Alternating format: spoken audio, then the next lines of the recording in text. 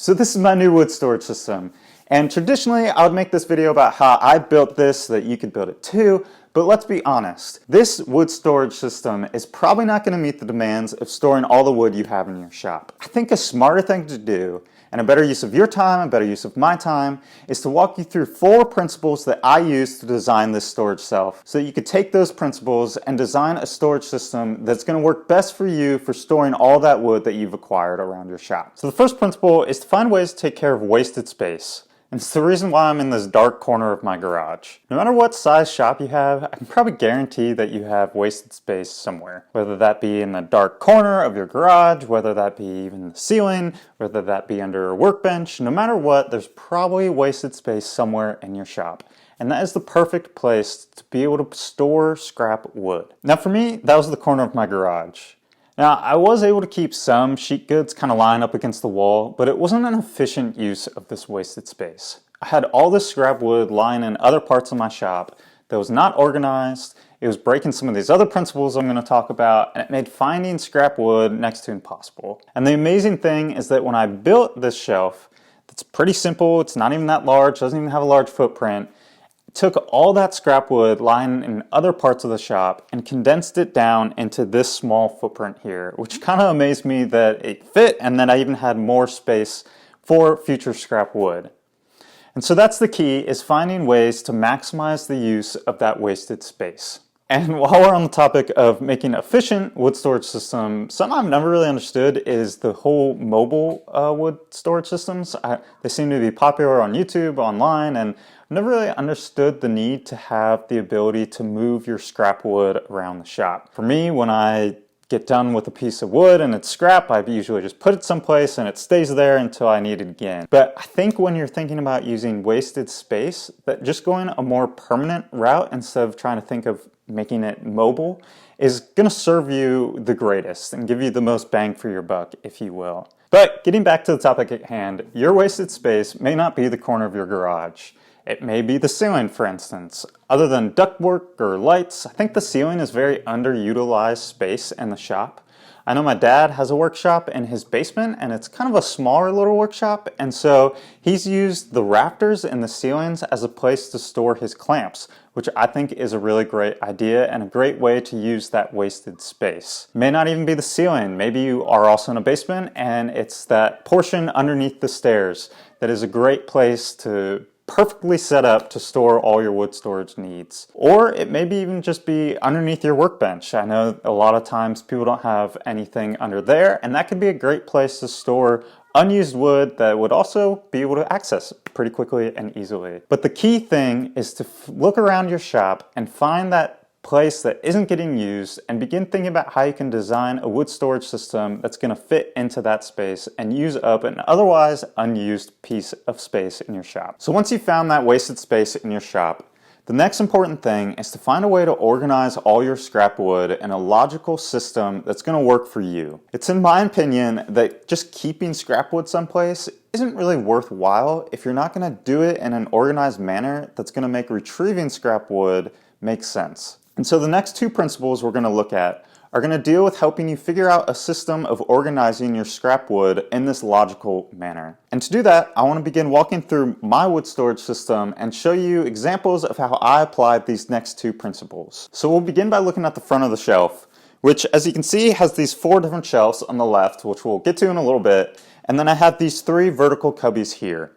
And each of these 3 cubbies are about a foot in width. And this first is almost 2.5 feet tall, the second is about 4 feet tall, and this last one is about 5.5 feet tall. And so I give you those specific measurements because these 3 cubbies are following what I'm referring to as the bucket principle.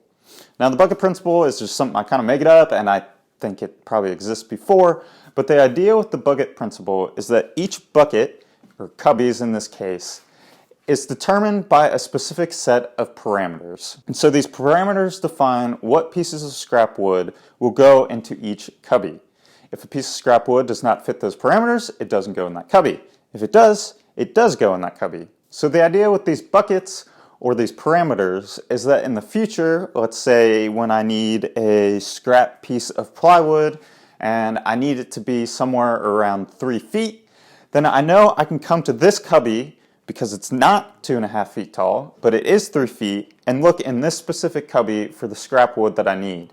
If the piece of plywood isn't in there, then I know that I won't have a piece of plywood that's going to fit the dimensions I'm looking for. And so the key thing with the bucket principle is defining a set of parameters that's going to work for the scrap wood that you have in your shop. So in this instance, when I was trying to store all my leftover sheet goods, I was able to keep the parameters pretty vague and pretty generic. But let's say, for instance, that you're a wood turner and that you make a lot of pens, you make a lot of table legs, rolling pins, I don't know, whatever it is you're turning. You're probably going to have a lot of different blanks of different sizes that are all at different thicknesses and widths. And so in that instance, it's probably going to be important for you to narrow down your parameters to be more specific. Let's say in that case then that you're going to want to define the parameters to be different wood species, and then further define the parameters into the thickness, and then even further define it into the width as well. And also you could even go so far as defining it into certain lengths as well. But regardless of what type of wood you're trying to store, the important thing to keep in mind with the bucket principle is that you define a certain set of parameters for a bucket, and that a piece of scrap wood only goes into that bucket if it meets those parameters. If it doesn't, then it goes into a different bucket, and if it doesn't meet any of your buckets, then maybe it's a piece of scrap wood that you don't need and you just throw it away. For the third principle, I want to look at the second half of my wood storage system, and that are these horizontal cubbies here. Each of these cubbies are about a foot in width, and then they vary in their length. These first 3 cubbies here are about 3 feet in length, and these next 2 cubbies are about 4 feet in length, and then the final cubby, which is just kind of an open air cubby, is here on top. And so once again, these cubbies are each following the bucket principle. This is where I store all my non-sheet goods. And I don't worry about the width of the pieces, but I more focus on the parameter of the length. So if this piece of scrap wood is about 3 feet long or less, I stick it in here. If it's greater than 3 feet, I stick it in these next 2. And if it's greater than 4 feet, I stick it up here on top. So not only are these cubbies following the bucket principle, but they're following the third principle, which I'm calling the single layer principle. The single layer principle, as you can maybe guess, is the idea that you never want to store your scrap wood multiple layers deep, but you always want to just keep it focused on that one single layer to where you're never hiding scrap wood where you can't see it. Now this doesn't mean that you can't store your scrap wood vertically on top of one another, because you're always able to kind of see each layer. It would mean that you wouldn't want to store scrap wood and then have wood stored behind it.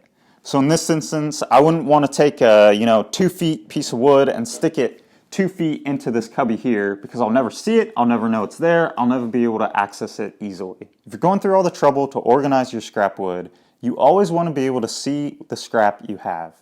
You don't want that piece of scrap wood buried in the abyss that's never going to get used, and doesn't make sense to be keeping it if you're not going to see it and maybe potentially use it in the future. And remember, the goal with these 2 principles, the bucket principle and the single layer principle, is this attempt to organize your scrap wood in a logical way that once again works for you and the scrap wood you have in your shop, so that in the future, when you need that specific piece of scrap wood, you can easily go retrieve it. Because once again, keeping scrap wood is only worthwhile if you're going to have it organized in such a way to be able to use that scrap wood you're storing.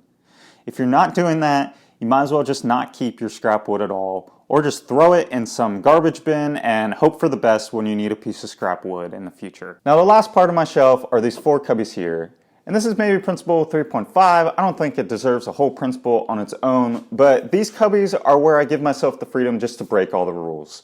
I think it's important to have a junk drawer, if you will. I love junk drawers. There's sometimes just where you have these things that need someplace to live, that are stored away, that are maybe slightly organized, but are just basically a hodgepodge of different things. And so that's what these 4 cubbies are. I break all the rules, except for maybe this, which is all my kind of hardwood extra scrap storage that's pretty small.